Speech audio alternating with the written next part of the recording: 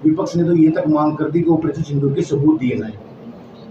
ये हास्यास्पद है कि कांग्रेस हर बार सबूत मांगती है। मेरे ख्याल से सबूत दुनिया को मिल चुका है।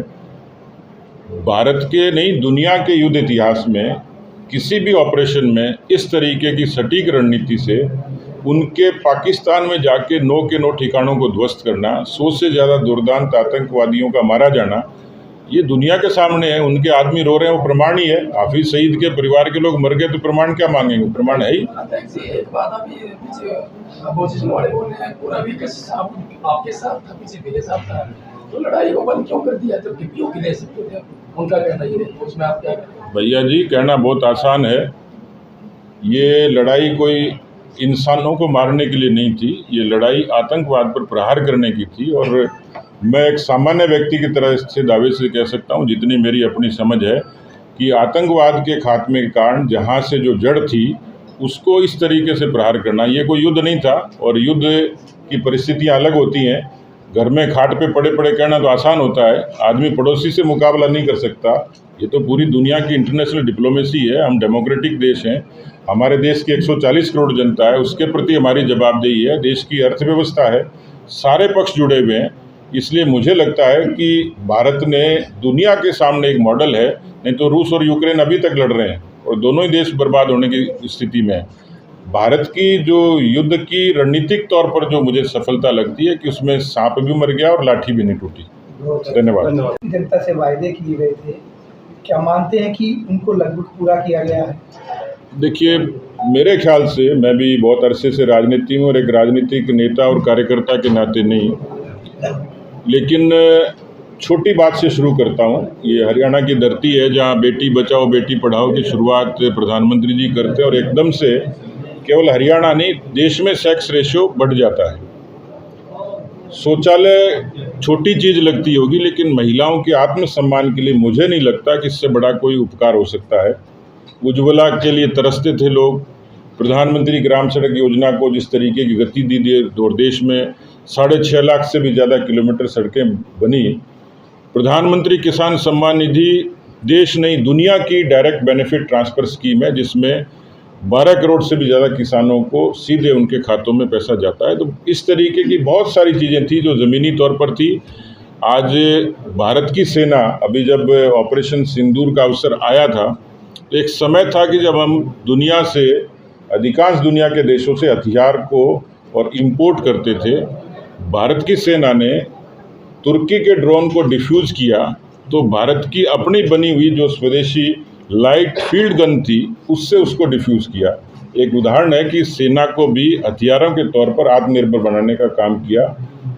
मैं समझता हूँ कि देश में 11 वर्षों में बड़ा बदलाव आया है और मोदी जी के नेतृत्व में भारत स्वाभिमान के साथ खड़ा भी हुआ है और देश में जो सामान्य बुनियादी बदलाव था वो भी आया। राहुल गांधी आज चंडीगढ़ पहुंचे हैं, कांग्रेस के शीर्ष नेताओं के साथ उनका मंथन है।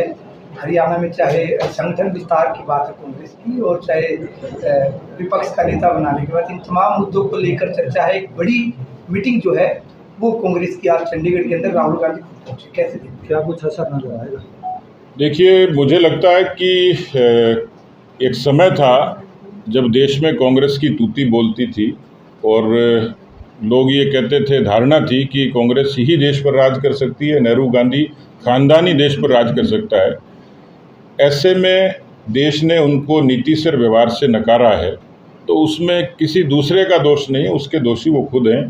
कांग्रेस का संगठन बिल्कुल लचर है, कहीं दिखता नहीं है। सत्ता में जब होते हैं तो भ्रष्टाचार के अलावा उनका कोई काम नहीं होता है। मुझे नहीं लगता कि राहुल गांधी भले आदमी हो सकते हैं, लेकिन राहुल गांधी में योग्यता और क्षमता के तौर पर कांग्रेस को पुनर्जीवित करने की क्षमता मुझे दिखाई नहीं देती। उनके जिस तरीके का आचरण है, देश के सामने अलग रूपों में लोगों ने उनको देखा है, इसलिए मुझे नहीं लगता वो चंडीगढ़, क्या वो इंग्लैंड चले जाएंगे तो भी ये दृश्य रहेगा, अंडमान निकोबार जाएंगे तो भी ये दृश्य रहेगा, हरियाणा हो, पंजाब आओ, राजस्थान जाओ, लेकिन मुझे नहीं लगता कि कांग्रेस की जो वैचारिक तौर पर लोगों ने नकारा है, उसमें कांग्रेस का जो दोहरा चरित्र लोगों ने देखा है। अनेक अवसरों पर जब देश में एकजुट होने की स्थिति होती है तो विदेशों में जाकर भारत के लोकतंत्र और संविधान पर उंगली खड़े करते हैं। मुझे लगता है कि दुनिया देखती है। लोकसभा का 70 चुनाव बुलाने की मांग जो है कांग्रेस लगातार उठा रही है, क्या इससे विशेष सत्र की मांग कर रहे हैं कांग्रेस के लोग की? जिस तरीके से ऑपरेशन सिंदूर रहा उसके बाद देखिए, संकट में हम लोग विचार और दल से इतर हम लोग खड़े होते हैं। आज मैं उनके बयान देखता हूं, लेकिन उन्हीं की पार्टी के नेता शशि थरूर से लेकर तमाम लोग, ये मोदी जी की नेतृत्व की ही काबिलियत है कि उन्होंने उदारता से सबको कहा कि इस समय देश का पक्ष दुनिया के सामने जाना चाहिए, आतंकवाद के मसले में पाकिस्तान को कटघरे में खड़ा रहना चाहिए और देश को हकीकत बतानी चाहिए। उसी का नतीजा था कि कोलंबिया की प्रधानमंत्री को बयान देना पड़ा कि पाकिस्तान के बारे में हमें भ्रांति थी, पाकिस्तान दोषी है, इसलिए मैं अपने बयान को वापस लेती हूँ। ये भारत की विदेश नीति से लेकर भारत की नेतृत्व की बड़ी ताकत थी और इसलिए लोकसभा का सत्र बुलाएं नहीं बुलाएं, ये प्रिविलेज तो राष्ट्रपति जी का और स्पीकर महोदय का होता है, लेकिन जो चीज़ें वो देश के समक्ष हैं। अच्छी बात ये थी कि देश पूरा एकजुट था, पूरे देश ने बहुत धैर्य के साथ में, नहीं तो पहले ये होता था कि बॉर्डर के एरिए के, पंजाब हो चाहे हरियाणा के जुड़े हुए एरिया हो चाहे राजस्थान की सीमा हो, उन सीमाओं से गांव खाली कराए जाते थे।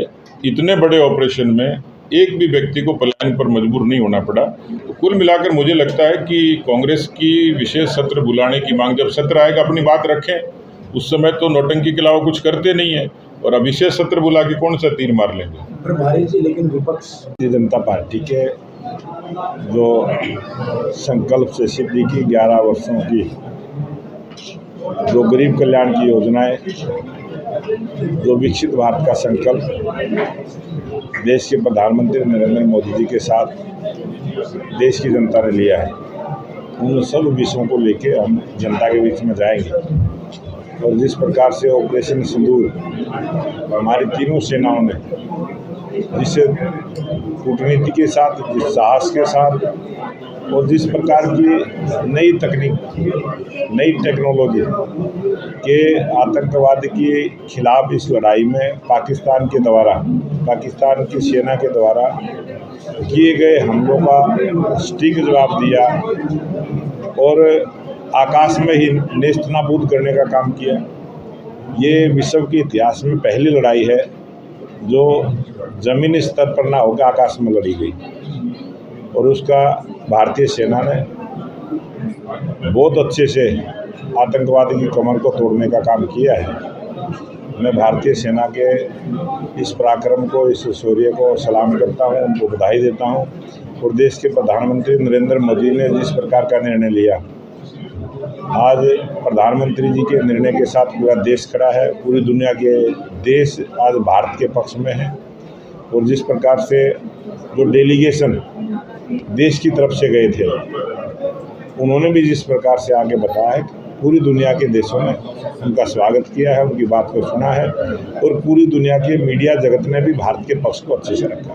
भाजपा का संगठन जो है वो हरियाणा और देश में मजबूत हो रहा है, घर घर जाने की योजना है। ये भारतीय जनता पार्टी के कार्यकर्ता जो गरीब कल्याण की योजनाएं हैं वो घर घर जाएंगे। गरीब कल्याण की योजनाओं का लाभ अगर किसी को नहीं मिला है उसको दिलवाने का काम करेंगे। 70 वर्ष से ऊपर की आयु के प्रत्येक बुजुर्ग को आयुष्मान का लाभ मिले। प्रत्येक जो गरीबी रेखा में आने वाले लोग हैं, जो 1,80,000 से नीचे की इनकम के परिवार हैं, उनको वो सब सुविधाएं मिलें जो सरकार की अनेक योजनाएं चली हैं। और अगर किसी को नहीं उस योजना का लाभ मिला है तो उनको लाभ दिलवाने का काम भारतीय जनता पार्टी के कार्यकर्ता करेंगे। राहुल गांधी के दौरे को किस तरह देखते हैं कि वो राहुल गांधी का दौरा तो वही ढाके 3 पात रहने वाला है। राहुल गांधी जी जब भी आते हैं वो कुछ लोगों को नए कपड़े पहना के चले जाते हैं, फिर उन कपड़ों को फाड़ने का काम वो हरियाणा के कांग्रेस के नेता करते हैं। अभी उदय भान जी को जो जिम्मेवारी दे रखी है, उनकी टीम भी नहीं बननी। अब हमें लगता है कि उनकी टीम को बनवा के जाने की योजना बनाई है। देखते हैं उनकी टीम बनती है कि नहीं बनती है, या उनको ही बदल दिया जाता है। क्या मानते हैं विपक्ष का नेता भी बना हुआ है? विपक्ष का नेता लोकतंत्र के लिहाज से मैंने पहले भी बोला है कि, और हमारे मुख्यमंत्री नायब सिंह सैनी जी ने विधानसभा में बोला है कि जिस प्रकार के विधायकों की जो भावना है, विधायकों की भावना हुड्डा जी के साथ है, हम उसी से काम चला रहे हैं। अपील करते हैं।